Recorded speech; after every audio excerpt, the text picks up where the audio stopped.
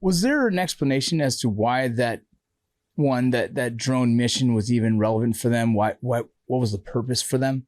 It's a weird one. It's odd. It's odd in many ways because there's little to no kind of information as far as why they would choose to upload videos and pictures of that attack. I have some pictures of the injured soldiers that I got from one of my contacts, and it is basically open warfare. Like whatever agreements that the government had with some of these criminal organizations, I think probably got shit canned after the U.S.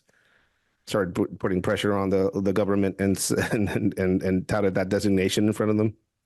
I think they're scrambling to try and either suppress, kill, or bury whatever connections some of these government organizations had with them, and that leads to a military convoy with a brigadier general being bombarded with drones by some of these criminal organizations. Yeah, that was wild, man. When I saw that, we've heard that the CJNG has a drone, I guess, platoon or battalion, whatever it's called, and they're getting very, very skilled in how they use those. I know they're using a lot of the information they see from the Ukraine-Russian kind of conflict, and so they're building their skill sets. And I was very curious to see what level are they currently at this moment until I saw that video yesterday as well. And I was like, wow, it's pretty interesting to see that they're publicizing that as well. Maybe it's a psyop, right? Maybe they're just trying to show the world their capabilities, maybe intimidation, but just knowing that they have that capability is an interesting one to me. Recently in the news, there was an article put out from information or intel that was gathered by, it looks like it was CBP who first did it, that the cartels have greenlit, United States greenlit the use of drone explosives on the U.S. soldiers and Border Patrol agents. Is this something that you heard recently at all? Yeah, it's bullshit. That doesn't work that way. It's not a single organization on that border. And they don't issue green lights. That whole aspect of it is kind of dubious. I think what is probably going on is that they are aware that drones are a threat, and that a drone can be flown over that border and drop explosive devices on them, and they're trying to keep their agents safe. I think is something that's happening. There's a lot of misinformation and a lot of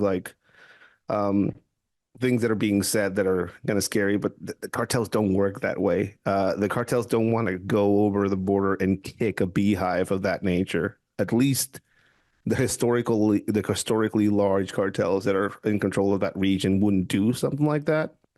Although a lot of the figureheads behind some of these organizations have been arrested and killed, and now you have a younger generation that don't have the same blocks in their modus operandi that might do something like that.